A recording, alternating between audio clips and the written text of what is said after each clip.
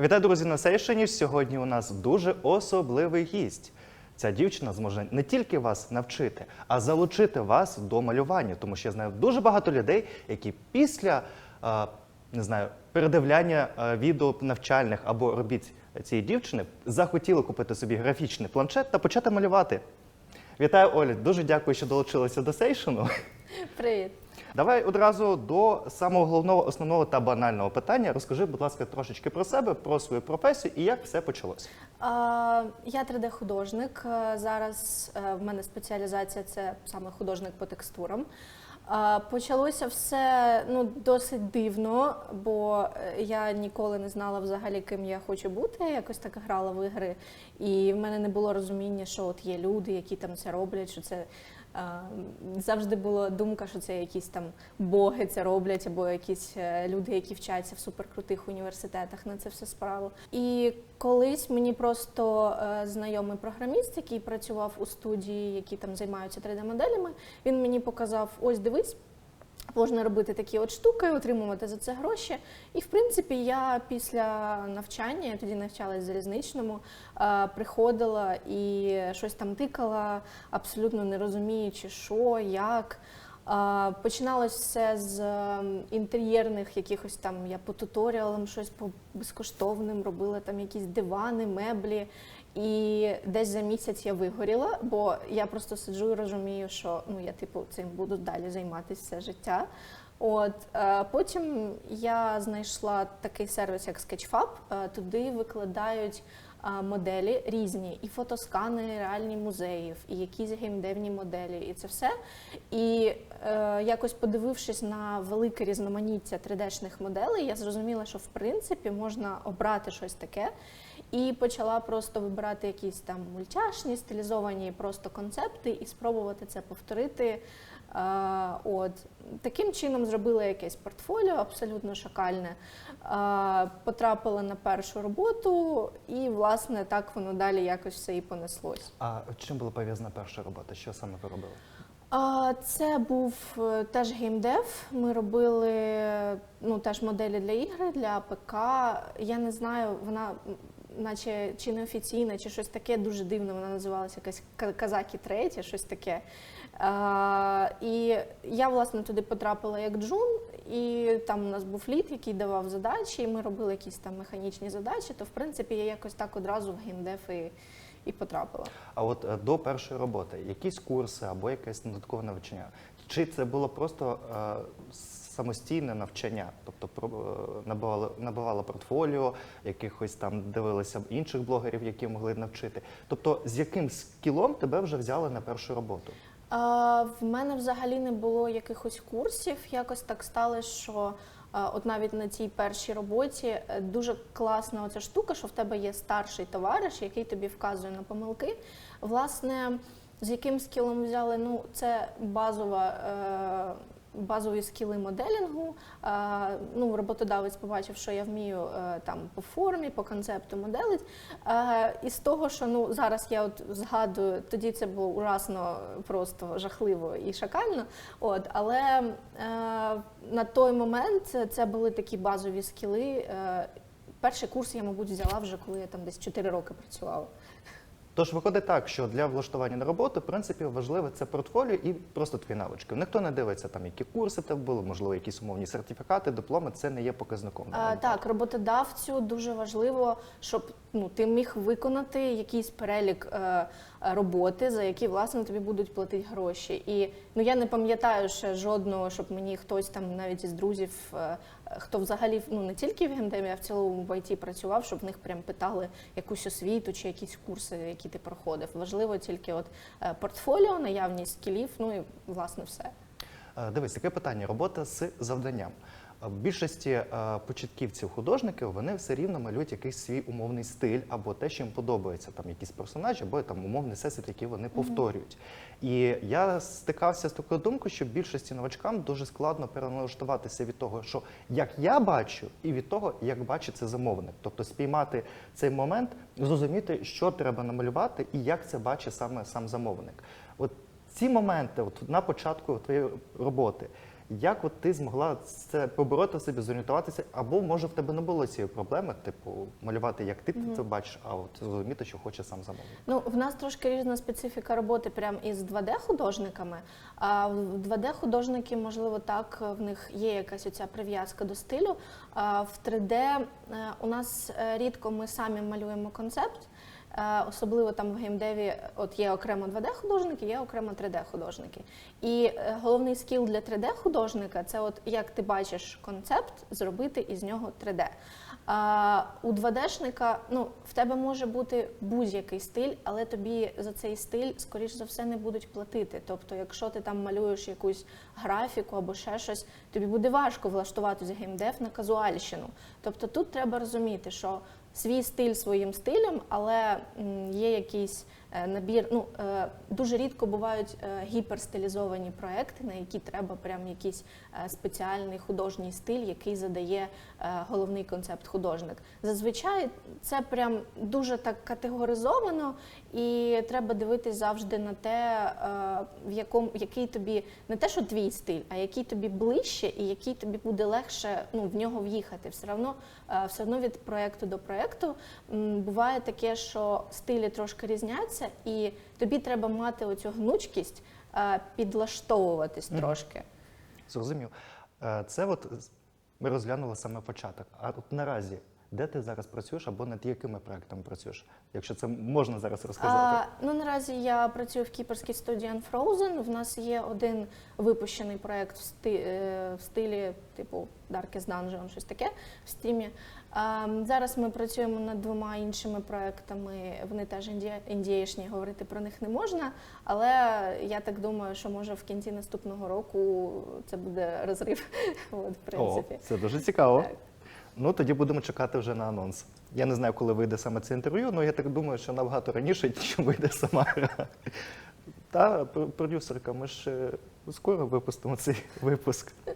Так, окей. Які складнощі найчастіше трапляються на шляху у новачка в цій професії? От просто тупо шаблонні якісь моменти, які от і кожен повторює їх. В цілому це і те, що в мене було теж, ти просто, в тебе наскільки багато опцій навколо, ти не знаєш, куди податись. Якщо в тебе не було конкретно якоїсь мрії стосовно там, от я хочу бути художником-ілюстратором, або я хочу бути 3D-шником і робити персонажів, просто з кожною новою якоюсь грою, або чим більше студія, тим більше розгалуджується оця індустрійна твоя спеціалізація, і тому дуже важко одразу обрати, і люди гоняться просто прямо за всім. Це одна із таких помилок. Друга – це люди скуповують курси. Якщо ти абсолютно новачок, ти купуєш курс, і треба розуміти, що, ну, по-перше, оці курси, які кажуть, ми гарантуємо працевлаштування, або там за 3 місяці ми зробимо з тебе там такого-то рівня спеціаліста. Ну, по-перше, ніхто не може тобі гарантувати, що ти за 3 місяці вкатишся абсолютно нормально і зрозумієш там, або може тобі взагалі не сподобається. От, і оця історія, що люди купують курс, а курс – це, ну, трошки суб'єктивна завжди історія людини, яка цей курс робила. І оскільки ти новачок, в тебе немає оцього моменту, що ти не можеш це відрефлексувати і взяти тільки те, що тобі потрібно від курсу. І, ну, ти не знаєш, навіть там, якщо по відгукам, наскільки цей курс там якісний, ти, наприклад, навчаєшся, і ти йдеш з цими навичками шукати роботу, і виходить так, що, ну, це або зовсім не ті навички, або тобі ще треба довчитись, або це геть не те, про що ти думав. Ну, і зазвичай у новачків ще проблема, що хочуть дуже швидко і дуже все одразу, але треба розуміти, що це не швидкий процес. Особливо я знаю, що тут 2D-художників це прям дуже довга шліфовка скіла просто постійно. От, і ну, знову ж таки, надивившись якихось там реклам, або побачивши, що от є там якийсь крутий спеціаліст, і він там розказує, що я там навчився за скільки-то. І оце порівняння, типу, відносно, от я навчився за стільки-то, а Крутан навчився за стільки-то, значить я поганий. І оця помилка порівняння, типу, порівнювати темпи навчання, Ну, типу, в кожного свій шлях, треба притримуватися свого і дивитись на якийсь свій бекграунд, надихаючись, а не порівнюючи себе там з іншими художниками. Тут повністю погоджуюсь. Це дуже індивідуальна штука, і немає такого шаблону, що місяць-два і ти готовий. Ну, це нереально, як мені так здається. У кожного своя специфіка, як швидко він може навчитися. І дивись, таке питання наступне. Дуже багато людей ідеалізують цю професію. Вони романтизують, вони думають, що, як ти кажеш, там 2-3 місяці він вже буде заробляти великі гроші, вже навчиться малювати Монолізу і так далі. І так далі. Питання в тому, які ти можеш значити головні проблеми, які можуть просто зняти ці рожеві окуляри і показати людям, що це не проста професія, які є складнощі, яка є умовна рутинна, щоб люди трошечки подивилися на це прагматично. По-перше, я от зачепилась за романтизацію. Дуже сильно романтизується оця штука про художника або про айтішника, який не спить ночами, там, у якого там горять дедлайни. Ну, типу, треба вчитись самоорганізації в першу чергу. Будь-яка така робота, особливо коли ти навчаєшся, вона змушує тебе трошки брати терпіння, збирати себе і самоорганізовуватись. Бо, звичайно, оця вся історія, що я там айтішник, я там художник, я там вночі кава, енергетики і так далі, це, звісно, прикольно, але ви так довго не протягнете. Типу, основна проблема ще в тому, що в нас сидяча робота, люди мало про це говорять. В тебе страждає просто фізичне здоров'я максимально, в тебе страждає спина, навіть якщо в тебе суперкруте крісло, в тебе страждає там іноді режим сну, якщо ти там працюєш на декількох роботах. І треба вписувати в якийсь свій розпорядок дня, ще й щоб там кудись піти, потрогати траву. Із таких мінусів це те, що не буде одразу гор грошей. Бо ця історія про в IT там, або ще щось там, знову ж таки, оця реклама, людям треба продати свою рекламу або продати менторство і так далі, що там починаючий спеціаліст заробляє від там $1000 і так далі. Я теж хочу. Це дуже дивна статистика, тому що, по-перше, це залежить від того, куди ти потрапиш джуном. По-друге, чи взагалі візьмуть тебе джуном.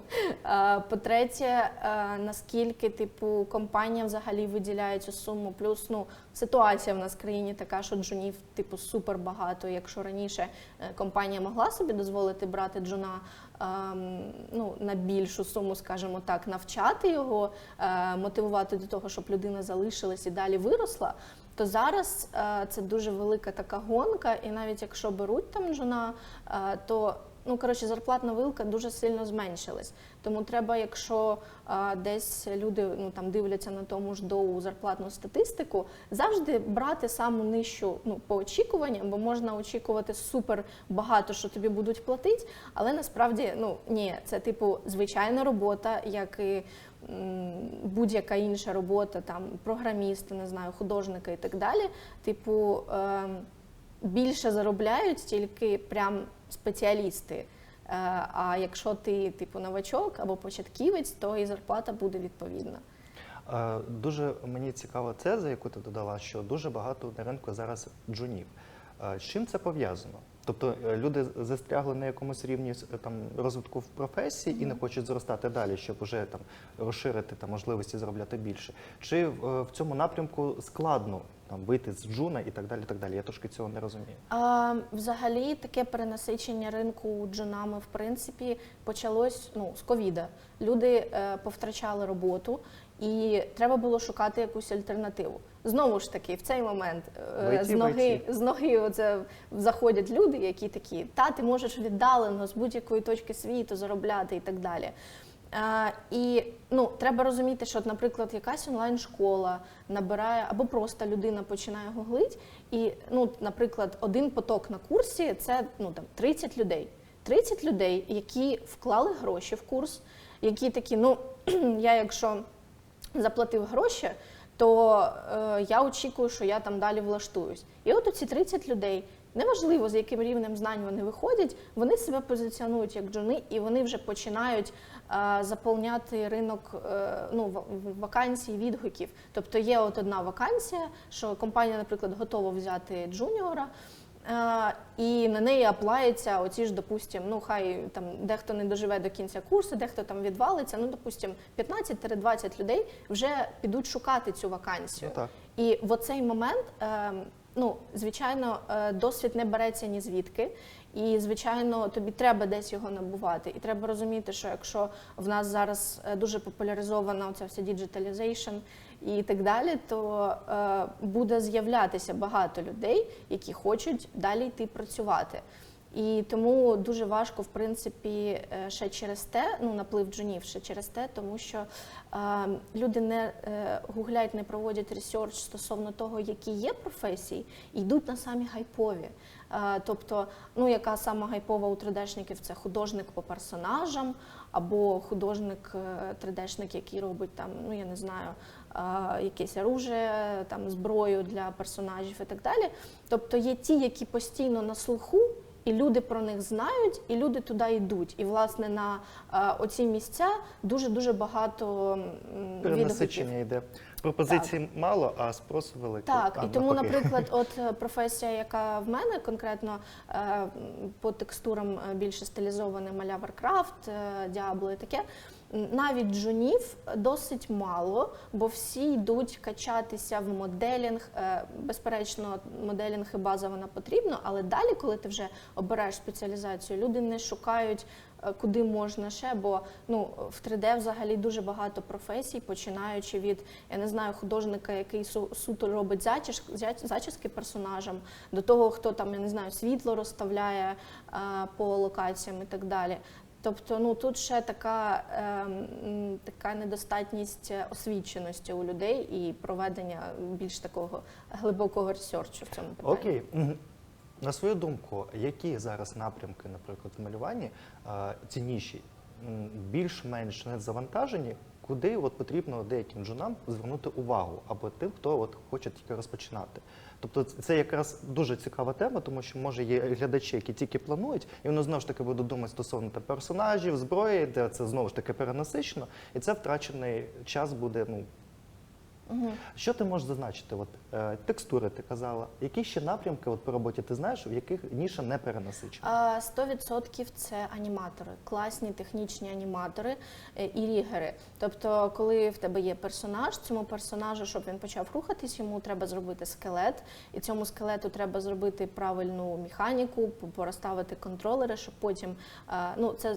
І дуже часто це одна і та ж сама людина, тех-артист, який робить саме оцей скелет, і людина, яка анімує. Але ну, от прям спеців і людей, які б там йшли в анімацію, їх не так багато, бо ну, там і моя студія, коли шукала, то це не дуже швидко шукається. І там в мене і знайомі питали, чи знаєш ти класного аніматора. Тобто завжди будуть аніматори, завжди потрібні будуть люди, які навіть із суперлоупольної моделі зможуть там зробити в цьому плані конфетку, змусити її рухатись. Бо ну, я працюю зі статичними моделями, які ще не рухаються. І все, що я бачу, ну, це просто моделька. А потім, коли тобі показують її в двиглі, що воно живе і, типу, воно рухається, це, типу, дуже круто. Потрібні будуть все ще тех-артисти, це ті, які імплементують модель в двигло, налаштовують там матеріали, світло, тобто дуже потрібна робота з двіжком, і також із того, що я бачила там по запитам, хто в мене питав, потрібні дженералісти. Дженералісти – це ті, хто вміють, ну, скажімо так, всього потрошку. В них є база моделерська, але вони знають там, ну, наприклад, в них це займе може трошки більше часу, але вони також і зможуть там якусь базову анімацію зробити, вони там і розуміють пайплайн текстур і так далі. Тобто іноді студії навіть зазвичай це маленькі студії, яким невигідно наймати там 3 різних спеціалістів, вони беруть дженераліста. Як універсального співробітника, який може робити якісь завдання різного плану? Так, щоб тобі, ну, йому могли сказати, він приблизно розумів, що як, або хоча б вмів там провести якісь ресерчі, там нагуглити і так далі. Також текстурники дуже потрібні, бо І з того, що мені розповідали теж, хто в індустрії працює, дуже багато моделерів, дуже багато зараз людей качається в персонажників там, або в пропси і так далі. А саме текстурників, ну не те, щоб так багато, а текстурників моєї спеціалізації, в яких саме, ну от конкретно художники, хто малює текстури, оці варкрафтовські, League of Legends і так далі, їх небагато.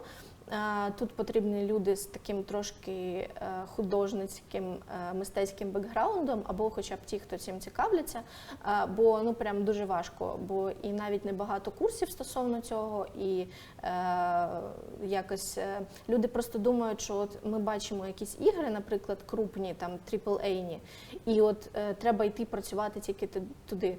Ну, я не знаю, я на AAA, мабуть, почала працювати останні 2 роки. До цього я працювала на проєктах, про які взагалі ніхто не чув. І там потрібні, ну, такі дивні скіли, іноді, ну, яким іноді, ну, зазвичай ти навчаєшся на роботі, в процесі. Але просто треба розуміти, що те, що от ви бачите якісь крупні проєкти в Стімі, ну, треба з чогось починати і окей працювати на мобілочках, окей там робити супер лоупольну якусь штуку. От, тому я думаю, нестача просто людей, які йдуть не в самі оці гайпові штуки, і нестача людей, які дуже твердо знають класну базу. Базу в тому плані, що, наприклад, якщо ти 3D-шник, тобі потрібна база моделерська, ти повинен знати, як там замоделити персонажа, предмет оточення, як зробити на нього розгортку і так далі, і так далі, і так далі. І якщо в тебе оця база доведена до автоматизму, з тебе ну, дуже швидко можна зробити більш вузько спеціалізованого спеціаліста, масло масляне. От, тому треба, навіть якщо ти не знаєш, який напрям обрати, тверда база і взагалі без питань можна буде знайти роботу потім. А таке питання, ти от якраз зазначив, що на деяких інді-проєктах, в яких ти працювала, були доволі дивні завдання. А що саме? Ну, скажімо так, коли ти початківець 3D-шник, є просто проекти, які ти не поставиш в портфель, або якими ти не дуже пишаєшся. Бо дуже часто легкі гроші – це якісь 18 плюс штуки, не дуже прикольні. От. І, типу, ну, там теж треба моделить, це, типу, прям серйозна робота, але сам факт того, що це, ну, не дуже, як би, багато де покажеш потім, якщо ти підеш на якусь серйозну роботу. От. Ну, і бувають такі внутрікові штуки, якісь, коли ти йдеш там проти себе і проти всього, що ти знаєш, і тобі замовник каже, от треба зробити так, а ти розумієш, що, ну, ти будеш робити це з боллю, бо там це все якось по-молдаванськи. Ну, умовно кажучи, бувають просто задачі, це просто такий технічний вже внутряк, коли ти навчився і знаєш, як правильно, а тобі кажуть, ні, от треба зробити отак і все.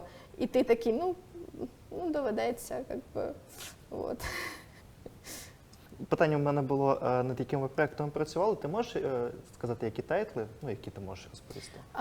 Справа в тому, що це невеликі якісь тайтли, і дуже багато яких моделей я дуже багато робила саме, ну, в рельсу, в тому плані, що ти працюєш в студії, тобі дають задачу, ти її робиш, ти віддаєш, ти навіть не знаєш куди. Дуже багато це було на сток від студії Enhance. Вони продають дуже багато на маркетплейсах, просто типу бандл модель з анімацією, з текстурами і набір там, наприклад, різних кольорів текстур. Дуже багато було саме таких. Робили ми. Один час я працювала в українській студії, то це був якийсь прикол від варгеймінга, типу під їх крилом танчики, типу мультяшні, але вони там щось цю справу прикрили, і потім там була дуже довга канітель з видавцем, і я, наскільки знаю, то вони зараз видали цю гру окремо. Багато дуже мобілочок, якихось, ну, максимально шакальних. Оце, коли ти відкриваєш Play Market чи App Store, і оце листаєш безкінечно цю кількість якихось дуже дивних ігор, от туди теж, як би. Я так розумію, це єдина людина, коли в App Store буде бачити такі ігри, таке, о, це моє, а це моє. Скажімо так, я сподіваюся, що вони ніколи не вкажуть, що я там де працювала. От. Ну, дуже багато саме от таких от моментів. Плюс, ну, справді ти коли і там або початківець, або навіть не початківець, зараз стільки студій, стільки проєктів, які там може вийдуть, а може і не вийдуть, і за які ти не знаєш, що, ну, таке, а те, над чим ми працюємо зараз, мені не можна, бо на шапку. Ні, я розумію. Я тут без питань взагалі. Дивись, моє наступне питання. Я наскільки бачив, я можу бути неправий, переправ мене, я бачу, що ти надаєш курси для початківців. Розкажи, будь ласка, про цю свою діяльність. Ну, було таке, що взагалі почалось це з того, що мені написав кілька років тому з YouTube канал Stylizer Station його креатор, власне, і попросив зробити брейкдаун мого проєкту, просто записати відео, розказати, як я це робила. Потім він мені через 2 роки цих написав і сказав, що я хочу зробити повний курс, і я там думаю, що попрацювати з тобою було б класно. І, власне, мені за це заплатили, я зробила програму курсу конкретно от по моїй спеціалізації, по хендпейнт текстурам. От, я зробила курс, він його виклав, але це, ну, такий курс, на який я продала права, і, власне, він від мене сепарований, але це як, типу, мій продукт.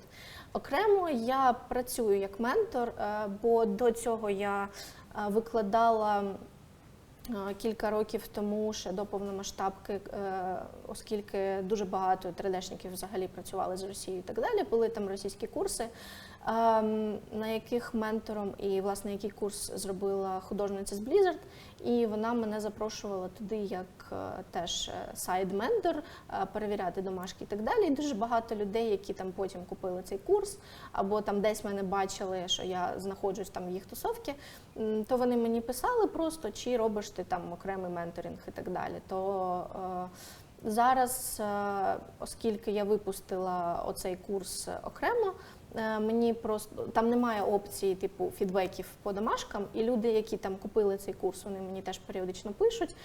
Ми там робимо 1-2 дзвони на тиждень, там погодинно я там попередньо готуюсь і розказую людині, як там можна покращити якісь там базові. Ну це як репетиторство в школі, коли ти там на англійський ходиш, в принципі, те ж саме в мене. Зрозумів. А що саме ви розглядаєте на курсі? Які моменти ви якраз от коректуєте для новачків? Це саме для людей, яким цікавий напрямок от мого текстурингу і хендпейнту, оскільки для нього потрібно, ну там є свої нюанси технічні підготовки моделі для цього і оптимізації. Ну просто дуже багато людей зараз думають, що якщо у нас технічний прогрес і в нас у всіх мощні, там навіть суперкитайський телефон може потягнути ігри, насправді це не так. Досі є у нас обмеження в технічному плані, і тому треба знати, як зробити цю лоупольну модель, щоб там по мінімуму було зайвих якихось моментів, які ну, дуже так споплюжать оптимізацію. Тому на курсі ми в цілому розглядаємо базу, не те, щоб там вже готова модель, але я розказую саме, як цю модель підготувати, я розказую, як зробити базу. Також я її назвала цей блок «Дуже лінива теорія кольору», бо я ніколи сама не шарила особо в якихось технічних моментах, але оскільки є вже досвід, я цей досвід структурувала і розказала просто про закони, які там працюють, от є там набір якихось штук. Ну і, власне, про цей текстуринг, хендпейнт від і до, якщо ти не там ілюстратор і в тебе немає якогось там малювального бекграунду, скажімо так, бо в мене взагалі по малюванню, ну, такі, якби там ставили оцінки, в мене була б 2, вот. Але якось так мене занесло в хендпейнт, бо моєму мозку легше працювати саме, малювати на 3D-моделі. От. Ну і, в принципі, такі моменти саме просто вузько спеціалізовані по хендпейнт текстурингу. Так, якщо що, то виправ мене. Це курс твій, він більше на надшліфовку вже існуючих якихось навичок. Він не зовсім підходить для новачків. От, наприклад, я завтра куплю планшет, такий гей, буду вчитися. Ну, краще мати базу в плані моделингу. Типу, він класний саме для текстурингу, от якщо цікаво далі вже, тобто ти пройшов там якийсь базовий пончик з блендера зробив, там вже вмієш моделить і розбиратись в якихось технічних моментах, але тобі от цікаво робити якісь стилізовані штуки, то він не прям для комплітлі новачків, там інтерфейс ми не розбираємо. От. Наступне питання: які були комічні випадки у викладанні? Тобто в спілкуванні з іншими людьми, от саме як надання свого досвіду, якийсь там кумедний фідбек або якісь роботи, які б тобі скидати на перевірити, і ти така, ого, це можна було так зробити? Перший такий момент це дуже багато людей, саме з якими ти спілкуєшся англійською. І дуже часто, особливо якщо це якийсь британець, а в них оцей British accent, який ти взагалі не розумієш, і ти такий сидиш, господі, аби я тільки зрозуміла правильно, може він мене зараз послав, а я цього не поняла. Ну, бувають такі моменти.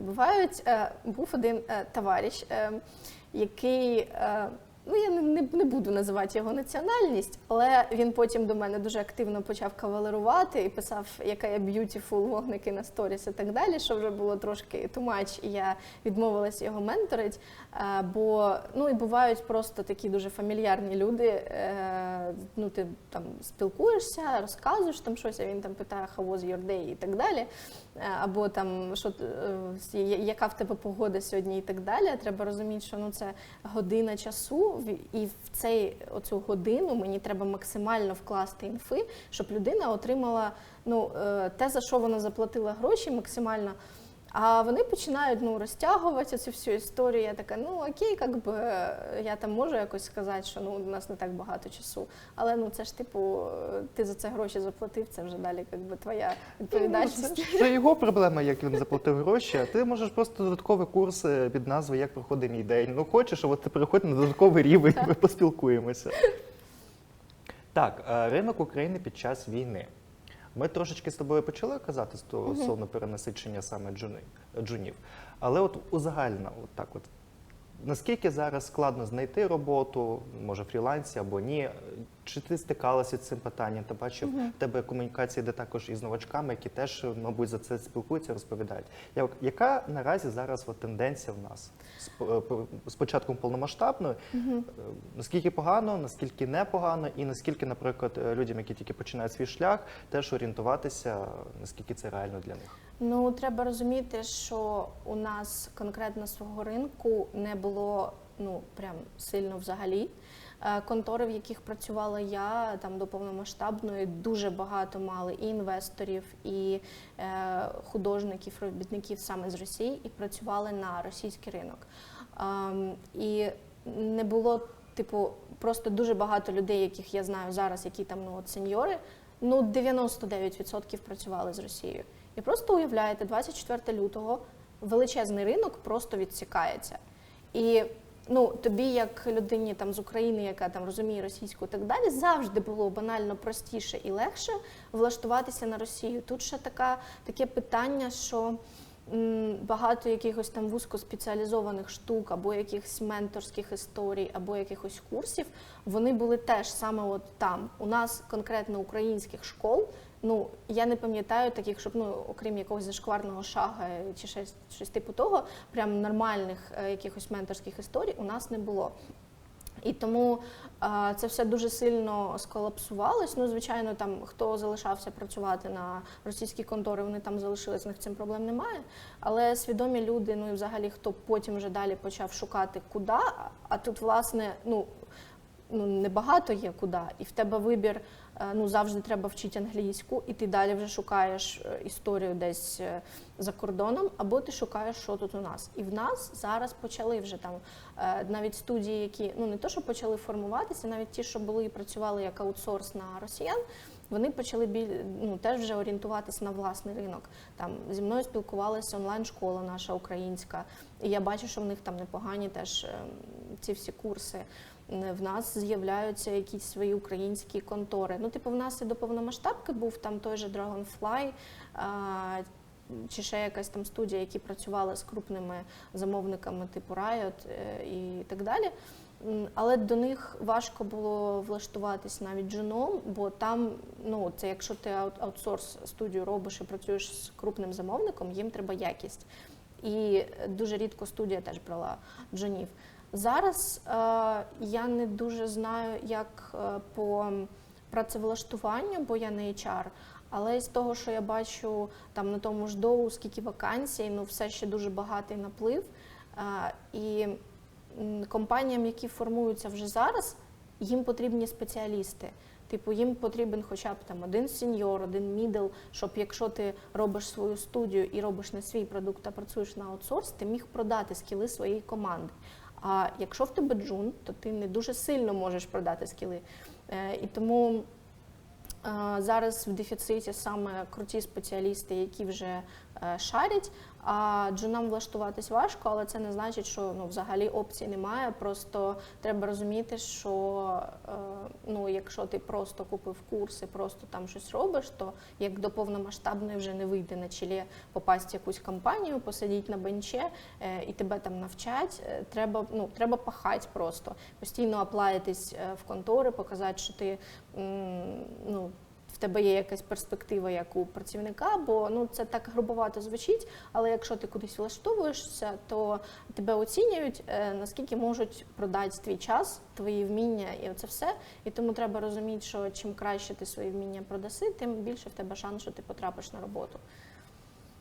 Так воно і є. І мені здавалося, до речі, що така ситуація була і до повномасштабної війни. Тому що у нас дуже багато людей романтизували цю професію і просто самостійно брали якісь курси, але навичок ті, які вони могли здобути, вони, як для мене, недостатні навіть візуально, і ті роботи, які, наприклад, я просто бачу, хоча я в цьому взагалі не орієнтуюся. І мене дуже дивувало, що от ти з цим хочеш йти до компанії, яка там заробляє дуже великі гроші, інвестує дуже великі гроші, і там невірна пропорція або світло на текстурки, і ти, тобто, для тебе це норм. Я бачу, що це не норм, а ти хочеш, щоб це в тебе купило, твою працю і так далі. І от мені просто здається, що у нас дуже велика кількість саме людей, які ремонтували професію, але влаштуватися складно, тому що скілів недостатньо. Так. Це от в ІТ дуже пагубно вплинуло на вибір професії. Єдине, що з того, що ми сьогодні з тобою говорили, мені здається, дуже влучно ти назвала додаткові напрямки, які не перевантажені, що люди можуть зараз поки що джуном перелаштуватися і обрати інший якийсь вектор. Плюс ще не треба забувати, що реально через те, що в нас зараз складна проблема там з економією і так далі, навіть той же там український офіс Ubisoft, в який йшли дуже багато там і тестувальників, і художників, і моделерів, його дуже сильно поскорочували, і зараз таке відбувається з багатьма компаніями, навіть ті, які вже потрошки починають вигрібати і оговтуватись. Компанії вигідно брати джуна, щоб його навчити, щоб цей джун залишився, але вони вже не можуть це робити в таких об'ємах, як це було можливо до повномасштабної, коли економічна ситуація була трошки постабільніше. Тому тобі справді треба доводити, що я дуже швидко навчаюсь, я перспективний, і вам вигідно взяти саме мене. От в цьому, більша складність цієї конкуренції. Стосовно Ubisoft, у мене трошечки інакша інформація, я не знаю, наскільки вона може бути достовірно, то з моменту повномасштабної вони, перестали набирати нових людей. Це максимум, якщо є якийсь додатковий проєкт і для нього критично необхідна людина, то так. А от як до повномасштабного вони теоретично могли спокійно розглядати кожен місяць нову людину, яка може подати заявку, щоб спробувати влаштуватися, то у них позиція була така, що вони зараз не розширюють штат, вони хочуть втримати тих людей, які є, щоб не скорочувати, не урізати по можливості які зарплатні. І з однієї сторони вони повністю закрилися для нових людей. От якось така позиція вийшла в них. Просто маю і дуже близьку подругу, яка працює на позиції ліда, і ще одного друга. І дуже якось так склалося, що в нас така тусовка. Дуже некоректні були деякі мови стосовно початку повномасштабної, дуже багато людей звільняється. Я не знаю, як там київський офіс, але одеського вже не існує. І це я знаю стосовно саме київського офісу. І навіть люди, які там в Києві, дуже багато скарг на неетичні всякі штуки, на затримку деяких зарплат і так далі. Це вже просто хай люди, які там працюють, але історія не дуже приємна з Ubisoft. В принципі, це не те, щоб стосується навіть просто Ubisoft. Дуже багато великих компаній, якщо ти влаштовуєшся саме в них багато таких неприємних моментів, там і тікучок, і порушення цієї ієрархії в кадрах. Тому я якось, скільки я вже 7 років десь працюю, мені більше подобається притримуватись якихось маленьких студій, бо коли в тебе маленька студія і вона працює на аутсорс або на свій проєкт і підписує з кимось договір, маленькій студії легше як там спостерігати за всіма людьми, враховувати їх інтереси, якось їх менеджерити, налаштовувати комунікацію і так далі. А коли такий гігант і коли такий тотальний капець просто по країні, і ти не знаєш, як це, ну просто це реально менеджерський провтик дуже сильно. Дуже тригерна тема. Да. Художники та штучний інтелект. Я, в принципі, вже не вперше в форматі сейшну задаю цю тему і це питання, тому що мені цікава будь-яка різна думка стосовно цього, тому що у кожного є своє бачення цього інструменту, як він може вплинути на роботу художників і на сам ринок професії 2D або 3D художників. Що ти думаєш з приводу цього явища і, на твою думку, це позитивний аспект чи негативний аспект у подальшому? Ну, це був би максимально позитивний аспект, якби не одне але. Роботи, на яких навчається штучний інтелект, вони просто беруться, і художникам, які відпрацьовували якийсь свій стиль, їм за це ніхто не платить. Типу, ти можеш зайти, згенерувати якусь картинку, і ти вже бачиш стиль конкретно художника, конкретно людини, роботи якої просто так скопом взяли і з них щось згенерували. Це некоректно, бо звідки б тоді навчався штучний інтелект, якби не зробіт оцих людей, цих майстрів.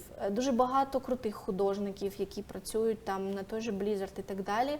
Я масово бачу в тому ж Твіттері, на тому ж ArtStation, просто там і петиції, і заяви від людей, що вона просто заходить в галерею і вона бачить, що її робота, просто там конкретно її робота і там ссылка на неї. Але це авторське право. Тобто, коли використання штучного інтелекту, це просто перпендикулярно авторському праву абсолютно.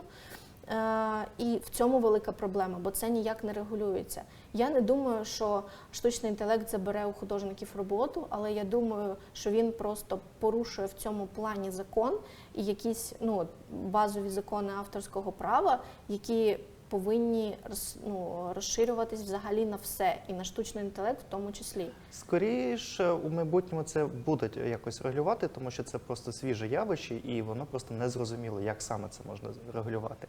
З точки зору там масового використання штучного інтелекту, я повністю з тобою погоджуюсь, тому що він генерує на основі тої бази, яку він зміг себе поглинути, а це роботи інших авторів. Да, він це міксує, але деякі аспекти можуть бути на 70% повністю бути копією вже якоїсь роботи, яка була створена людиною.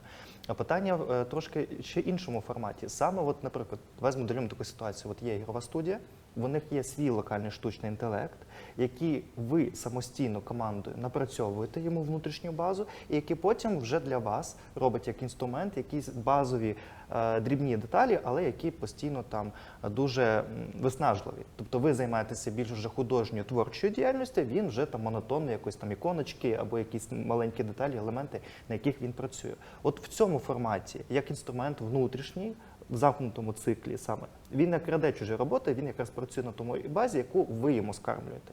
Чи бачиш ти перспективу в цьому напрямку?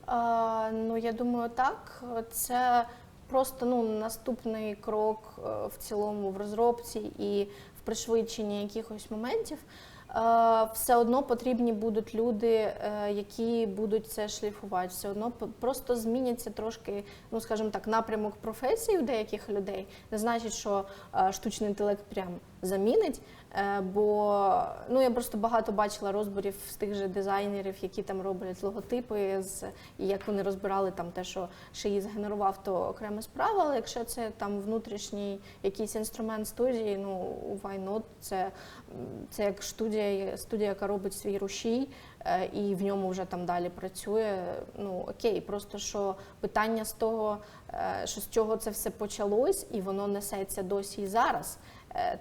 Невідомо, скільки буде ще тривати отака я називаю це все ж таки воровство робот, бо, реально художникам, які працюють там і на Дісней, і так далі, це не прикольно, коли просто написали, окей, це не просто написали штучний інтелект, це всі ми розуміємо, що це важкий процес і так далі, але вони не подумали про той момент, що люди не будуть сприймати це просто як інструмент, а люди будуть сприймати це як штуку, яка краде в них їх напрацювання.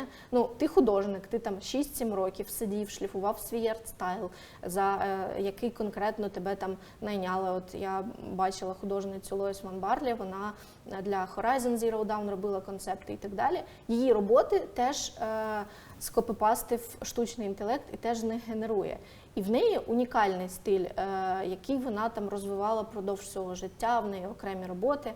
І просто в якийсь момент ти заходиш і бачиш, як те, над чим ти працював, і те, що ти відтачував, і те, що твоє унікальне, просто приходить штучний інтелект, це забирає і продає це супердешево. Були ж скандали з навіть якимись ігровими контестами, де просто палатка людини, яка, ну, там, підпис робот, що це made with AI. Ну, це ж не ти зробив. І це продають як постери, типу, ну, треба дивитись далі, що це вже продають як комерційний продукт.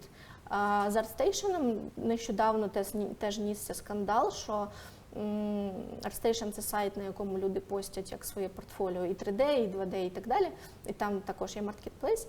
І там є головна сторінка, на якій там трендінг або щось нове, там, що люди викладають. І ти просто заходиш туди, і ти бачиш, що там 80% робіт – це згенероване штучним інтелектом.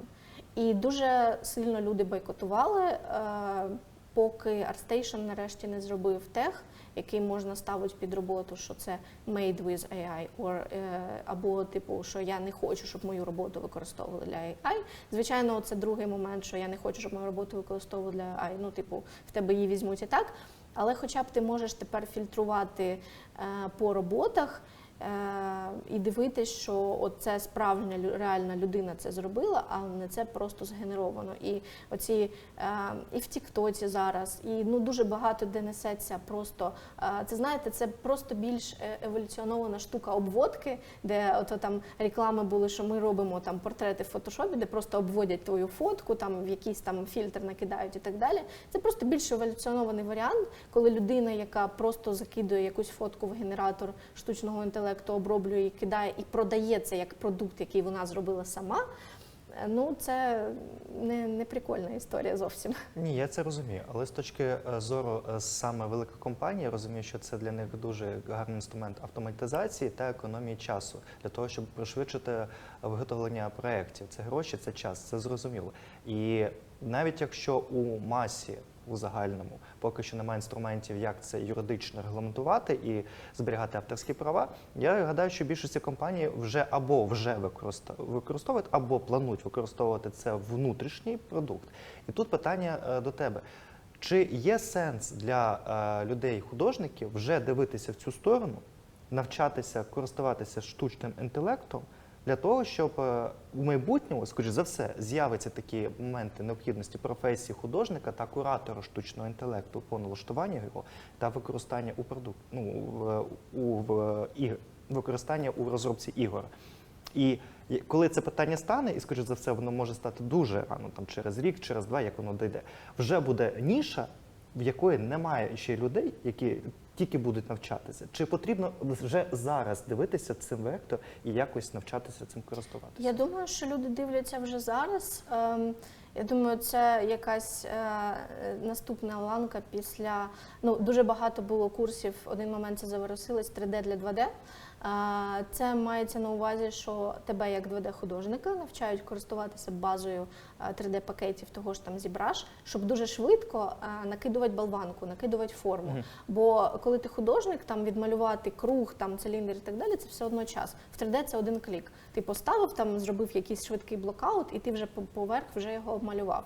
І я думаю, що в цьому плані використовувати штучний інтелект як для генератора ідей, або якихось, ну, в тебе, навіть я там 3D-шник, який не генерує якихось супер ідей, в мене замилюється око. І я думаю, що це дуже там зручні інструменти генерації якихось таких моментів, просто як допоміжна історія. В цілому, я думаю, що окей, why not. Ну, я архаїчна людина, консервативна і так далі. Мене поки не прижме, і поки мені там не потрібно буде в роботі щось нове використовувати, мені важко в це вкатитись. Ну і в мене ніша така поки що, яка там не сильно в цей напрямок іде, але в цілому художникам, особливо концепторам, які генерують нові ідеї, то я думаю, що так, в будь-якому випадку потрібно. Мрії та плани. Тут здебільшого ми спілкуємося, можливо, про проекти, які тобі подобаються, до яких ти хотіла би долучитися. Це як просто пофантазувати. Або твої плани на майбутнє, в якому напрямку ти хочеш розвиватися і який вектор ти для себе бачиш там в специфіки професії, роботи, або, наприклад, там викладання. Мене вже і зараз запрошують там у студії, в яких би я хотіла попрацювати, але я просто не можу там полишити свій проєкт. Я б не хотіла працювати на постійній основі в якійсь крупній компанії, типу Blizzard або Riot, або той же Envar, або інші студії. Але мені було б цікаво якось попроєктно попрацювати, побачити саме внутряк, як це відбувається, отримати якийсь якісний фідбек, бо я по собі бачу, що я більше всього навчаюсь саме на роботі, і дуже багато скілів, які є в мене зараз, це я не сама окремо в вільний час якось там їх вивчала, а саме на роботі. В цілому мені подобається менторство, мені подобається те, що я роблю, і моя стилістика. Мені б хотілося просто далі йти туди. І я так думаю, що або моя студія, або наступна все ж таки будуть пропонувати лідовство. Мені було б цікаво на позиції ліда давати якісь фідбеки, менеджерити оцю всю історію. Просто в мене небагато такого досвіду було. Мені було б цікаво саме на якомусь окремому проєкті, в який я вже знаю, в який я вже вкатилась, далі так. Можливо, випустити окремо свій курс, бо я себе відчуваю трошки Анджеєм Сапковським, що я... Скажімо так, я продала курси, який продався за дуже багато грошей, і їх всіх отримала не я. Тому от. Це дуже сумно. Ну, да, бо я не вірила в нього просто. Я не думала, що така кількість людей захоче це купити. І ну, я там поставила якусь ціну, мені там запропонували, я там зробила, віддала все, а потім в мене є адмінка на платформі, де цей курс. Я просто заходжу, дивлюсь, там транзакція, і така, йо-моє. От, то можливо випустити щось своє, да, чисто, сугубо із меркантильних цілей, бо от. А чому б ні? Ти монетизуєш свій досвід, свої навички, і це дуже чудово. До речі, якщо це реально має дуже чудовий фідбек, і ти кажеш, люди досі купляють, і я так розумію, що дуже давно він був зроблений. Ну, десь, можливо, вже півроку, десь так. Півроку. За півроку, в принципі, вже люди можуть дати якийсь фідбек стосовно, наскільки це там інформативно або ні. І якщо далі цей потік іде, то значить все чудово, і треба задуматися з приводу цього. А от стосовно саме ігрової індустрії, які франшизи або ігри тобі дуже сильно подобаються, і де б ти хотіла долучитися до розробки цих проєктів? В мене банально, мені дуже подобаються проєкти Riot, бо навіть той же League of Legends і все, що з ним пов'язане, якісь його сайт-проекти, вони плюс-мінус в одній і тій самій стилістиці. Я просто підписана на художників, які в ній працюють. Мені цікаво навчитись робити деякі штуки, як вони роблять. У мене просто непопулярні такі якісь бажання, бо знову ж таки люди дивляться там кудись там в сторону Сталкера, або от вийшов Baldur's Gate, і вони на нього дивляться, в нього там окрема стилістика. Я так в стороночку там попрацювати на Riot Games, і було б прикольно і цікаво, в принципі, для скіла. Чому? Це чудовий вибір. Я не думаю, що це погано дивитися саме в напрямку Ліги Легенд. Вона дуже популярна і дуже цікава стилізація, і тим паче, я так розумію, що тобі це найближче по візуальному аспекту. Так, ну і так сталося, що я просто працюю в цій стилістиці. Ну, я коли починала Handpaint, то просто якось так сталося, а потім воно пішло, і я вже така, ну окей, я буду робити це в мене виходить, тому... Останній блок в нашому інтерв'ю – це звернення до глядача. Це умовний вільний мікрофон. Тут ти можеш сказати що завгодно, будь-яку тезу, заклик, пораду або ай-яй-яй, не робіть так. Що завгодно, щоб почула аудиторія якусь там думку, яку ти хочеш донести. По-перше, перш ніж купувати будь-який курс, читати відгуки, але не якісь, які там написані в них на сайті, а прямо знайти конкретно людей, які цей курс пройшли, спитати в них, і прям бажано декілька людей. Це перше. Друге, якщо хочеться почати навчатись чомусь новому. Я розумію, що це звучить дуже легко, типу just do it, візьми і зроби, але ну, якщо ти вже не робиш якісь кроки до того, що тобі подобається, може воно тобі і не подобається насправді. І третє, менталочка, будь ласка, сходіть на терапію, бо кукуха дуже сильно летить в геймдеві, серйозно. Це не жарт. Айтішники і люди, які працюють в геймдеві, дуже побиті життям люди. Терапія наше все. Ого, в IT. Дуже легко, дуже чудово, там швидкі гроші, все чудово, бачите, і менталочка летить. О, дуже весело. Так, що у нас? Як завжди традиційно, ми даруємо подарунки нашим гостям за те, що ви пам'ятали про сейшн і мали якихось там, не знаю, асоціацію з цим шоу. Але так як в нас це дуже швидко, я, чесно, не встиг підготуватися. Shame of me. Тому, знаючи аспект, що тобі подобається Marvel і DC, я тіряюсь. Який вибір зробити? Чи Marvel, чи DC? Хай буде Марвел Ага, а тепер точніше Marvel. в плані. Який саме персонаж? Давайте когось із месників, Стражів Галактики, щось таке. Ага, все, я зрозуміла. Не питання. Тоді буде ось такий подаруночок від нас. Грут, я є Грут. Це просто я відчуваю себе деревом після 8 годин роботи. Я не хотів зробити таку асоціацію, ну таке. Дякую. Оль, дуже дякую, що долучилися до Дякую. сейшну. Дякую за твій Дякую. досвід і дякую за поради для глядачів. У будь-якому випадку, якщо у вас буде питання, будь ласка, залишайте їх під відео або пишіть в Твіттер. Посилання на аккаунт Ольги я обов'язково залишу. Дякую вам, па-па!